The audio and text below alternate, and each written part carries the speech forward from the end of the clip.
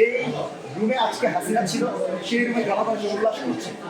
জনগণ দেখছে যে হাসিনা কিভাবে নির্যাতন চালাতো, মানুষকে খুন করে এনে তার দলের মতের বাহিরে যাওয়ার কারণে নির্যাতন। সুতরাং আমাদের শিক্ষা নিতে হবে, যে কোনো ক্ষেত্রে একটা শিক্ষা নিতে হবে যে আমরা ক্ষমতার মুখে জনগণের বুকে অস্ত্র ধরব, ক্ষমতার মুখে জনগণকে বৃদ্ধাঙ্গুলি দেখাবো না। আমি প্রধানমন্ত্রী হলেও তো আমাকে জনগণ ভোট দিয়েছে। আজকে তারেক রহমান প্রধানমন্ত্রী, তিনি লন্ডনে ছিলেন, তিনি কি জানতেন তিনি প্রধানমন্ত্রী হবেন?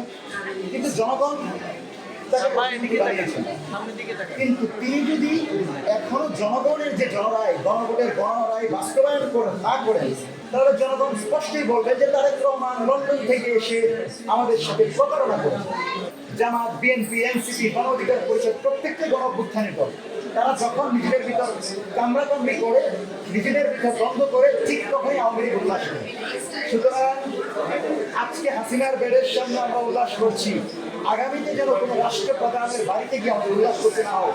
যে আমাদের নেত্রী, বাংলাদেশের নেত্রী, জনগণের নেত্রী দেশের প্রথম খালেদা জিয়াকে এক কাপড়ে টেনে হিচড়ে ঘর থেকে বের করা হয়েছে, কিন্তু আজকেও পর্যন্ত আমরা কিন্তু সেটার বিচার পাই না।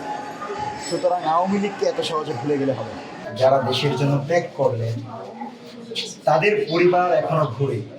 পিলখানা হত্যাকাণ্ডের কিন্তু বিচার হয় না, নামমাত্র কমিশন হয়েছে, রিপোর্ট হয়েছে, এবং সেখানে স্পষ্ট বলা হয়েছে যে এখানে গোয়েন্দা সংস্থা র জড়িত ছিল। আর আজকে আমরা রয়ের প্রধানকে বাংলাদেশে এনে বসিয়ে রেখেছি। আমরা তো মনে করি যে তারেক রহমান কোনোভাবেই রয়ের প্রধানের কাছে নিরাপদ না, র যে কোনো সময় তারেক রহমানকে মেরে ফেলতে পারে।